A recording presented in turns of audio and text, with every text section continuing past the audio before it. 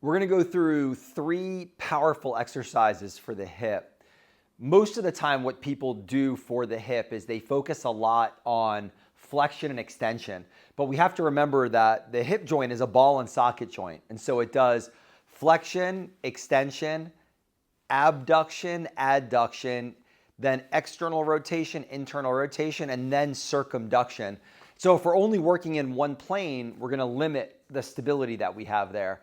And then the hips are also a powerful stabilizer for the low back as well. So if you have an imbalance side to side, it's going to affect that. And so one of the tests that you can do to see if you're missing internal, external rotation, well, this is really more for external rotation, is have your leg here. And if you notice where one side can fall farther, but another side is more restricted, that indicates an imbalance. But the 3 exercises I'm going to show you are going to be great for building internal and external rotation. Even if you have it, it's going to help warm up those tissues and provide better stability. So the first one is just more of an isometric hold, meaning we're just working on stabilizing within a certain plane to resist against internal or external rotation. And so this is just the standing Superman.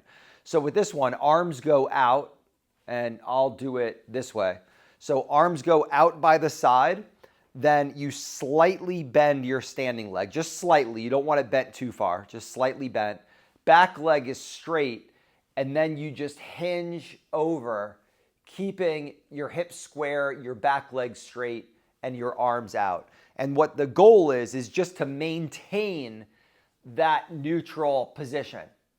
Just holding it just like this for 10 seconds, come back up, and then do that again. So you're doing some flexion there of the hip, but instead of letting your body fall inwards or rotate outwards, you're creating stability there within that abduction, adduction, internal, external rotation planes as well.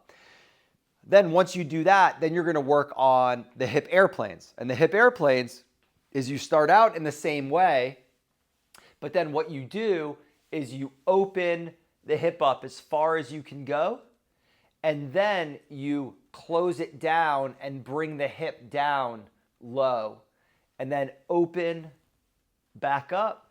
And then it's really good for balance. You can see after a few of them, I lost my balance a bit. Doing it in front of a mirror is helpful. If you need to hold on to something very lightly, you can do that in the beginning. But the goal is to be able to do them freestanding, where you're opening and closing. And that works on internal and external rotation of the hip. When you close it down, you're working on internal rotation and stretching the glutes. And then when you do external rotation, you're working on contracting the glutes and building strength within that rotational plane.